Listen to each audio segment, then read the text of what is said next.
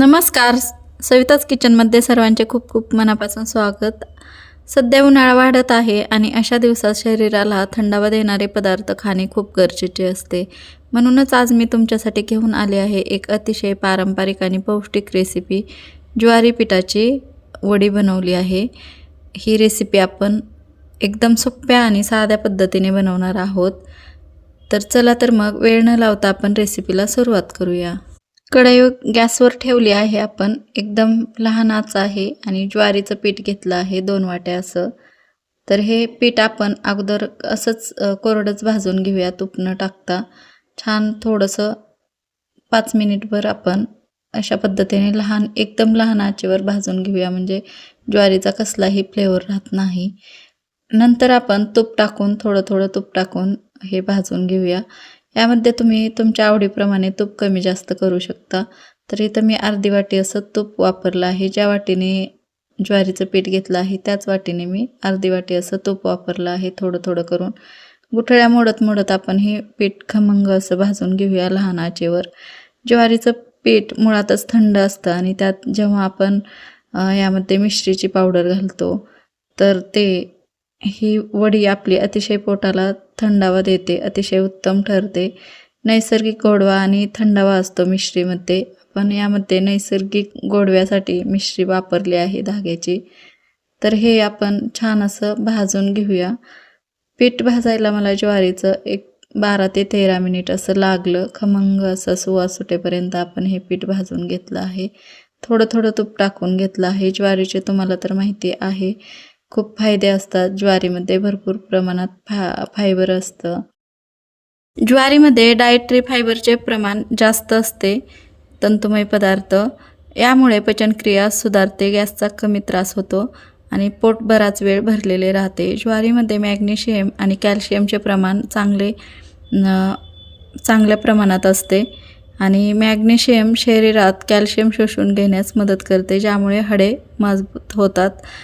म्हणूनच आपल्याला ज्वारीचा दररोजच्या आहारात समावेश केला पाहिजे. थोडं तूप टाकून मी हे पीठ भाजून घेत आहे, मंद आचेवर भाजत आहे.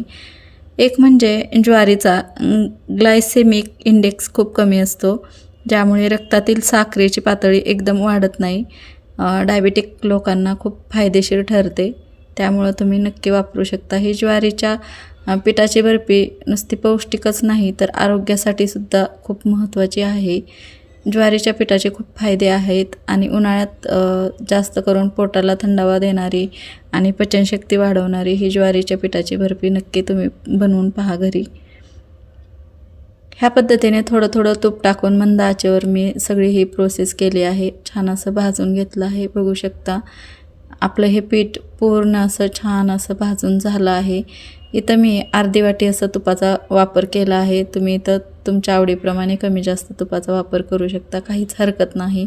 तुम्ही कमी तुपात केलं तरीही चालतं आहे, पण तूपसुद्धा खूप आरोग्यासाठी महत्त्वाचं आहे. तर इथं मी सुकामेवा घेतला आहे, बदाम घेतले आहेत, अजून कलिंगडच्या बिया घेतल्या आहेत, थोडासा पिस्ता घेतला आहे आणि याची पावडर करून घेतली आहे.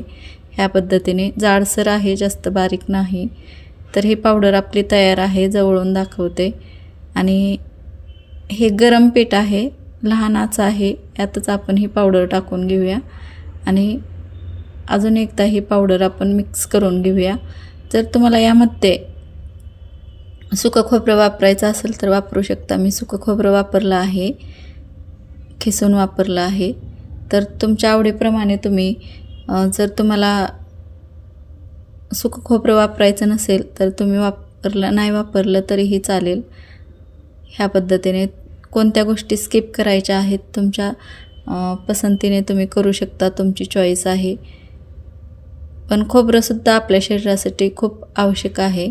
हाडे मजबूत होतात, कॅल्शियमचे प्रमाण भरपूर प्रमाणात असतं आणि स्किनसाठी सुद्धा खूप छान आहे सुकं खोबरं. किंवा तुम्ही यात डेसिकेटेड कोकोनटची पावडरसुद्धा टाकू शकता. तर हे आपलं सगळं मिक्स झालं आहे आणि आपण जे पीठ अगोदरच भाजून घेतलं आहे त्याच उष्णतेमध्ये हे पावडर आपण ड्रायफ्रूटची आणि सुकं खोबरं छान असं भाजून झालं आहे. तर हे साईडला ठेवूया आपण. ह्या उष्णतेमध्येच आपलं हे खोबरं भाजून झालं आहे. साईडला ठेवूया. ज्या वाटीने ज्वारीचं पीठ घेतलं होतं त्याच वाटीने मी 1 वाटी पाणी घेतलं. नंतर ही मिश्रीची पावडर 1.5 वाटी अशी टाकली आहे.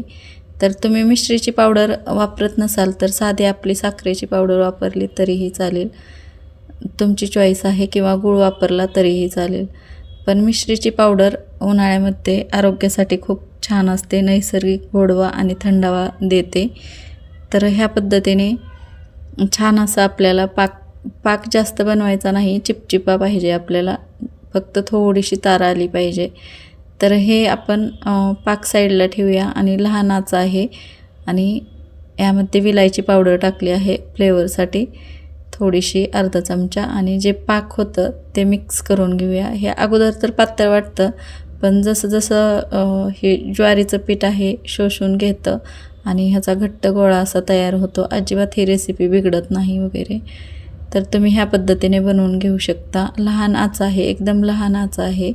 आणि हा घट्ट गोळा होईपर्यंत आपल्याला कढई, जोपर्यंत हे मिश्रण कढई सोडत नाही तोपर्यंत आपल्याला फिरवत राहायचं आहे. कारण आपण पाक जास्त एकतार वगैरे केला नाही, चिपचिपा केला आहे, म्हणून लहान गॅसवर आपलं हे मिश्रण बघू शकता. मिश्रण अगदी कढई सोडत आहे ह्या पद्धतीने. तर वडीचं मिश्रण आपलं तयार आहे. तर एका ताटाला तूप लावून घेऊया. थोडंसं तूप लावून घ्यायचं आहे ह्या पद्धतीने. आणि त्याच्यावर आपण जे बनवलेलं मिश्रण आहे ते टाकून घेऊया. खूप सोपी पद्धत आहे ज्वारीच्या पिठाची बर्फी बनवायला, खूप अवघड नाही काहीसुद्धा. पाहू शकता आपण हे ह्या ताटामध्ये टाकून घेतलं आहे. गरम असतानाच हे छान असं थापून घेऊया. अजिबात अवघड नाही. आणि ही ज्वारीची पिठाची बर्फी खूप पौष्टिक आहे, नैसर्गिक थंडावा देते शरीराला, त्यामुळं नक्की बनवून पहा. यामध्ये आपण मिश्रीची पावडर टाकली आहे, धाग्यांच्या मिश्रीची, त्यामुळे ही अजूनच आरोग्यदायी झाली आहे. तर तुम्ही धाग्यांची मिश्री असते ना ती मिक्सरमध्ये भरडून एकदम बारीक पावडर करून त्याचा आपण चिपचिपा पाक करून घेतला आहे. ह्या पद्धतीने करून घ्यायचं. आणि खूपच आरोग्यदायी आहे, नैसर्गिक गोडवा आहे मिश्रीमध्ये, त्यामुळे तुम्ही नक्की ज्वारीच्या पिठाची बर्फी बनवू शकता. ज्वारीचं पीठ मुळातच थंड असतं आणि त्यात तेव्हा आपण मिश्रीची पावडर घालतो तेव्हा ही वडी पोटासाठी अतिशय उत्तम ठरते. तर नक्कीच ह्या पद्धतीने तुम्ही वडी बनवून पहा. जर तुम्हाला व्हिडिओ आवडला तर व्हिडिओला लाईक करा, मित्रमैत्रिणींसोबत शेअर करा. आणि सविताज किचन या चॅनलला सबस्क्राईब करायला विसरू नका. यावरती आपण कलिंगडच्या बिया आणि भोपळ्याच्या बिया टाकल्या आहेत. उन्हाळ्यामध्ये उन्हाळा आहे त्यामुळं हे आपल्याला जे आरोग्यासाठी फायदेशीर आहे तेच आपण ह्या वडीमध्ये वापरलं आहे. तर ह्या पद्धतीने ज्वारीच्या पिठाची बर्फी नक्की बनवून पहा.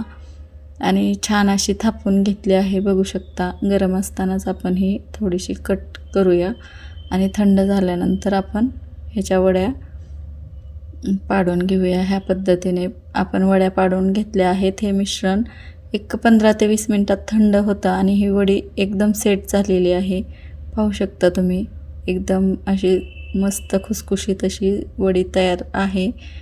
नक्कीच ह्या पद्धतीने ट्राय करा आणि रेसिपी कशी वाटली कमेंट बॉक्समध्ये नक्की सांगा. व्हिडिओ पाहिल्याबद्दल खूप खूप धन्यवाद. भेटू पुन्हा अशाच नवीन रेसिपीसोबत. तोपर्यंत धन्यवाद.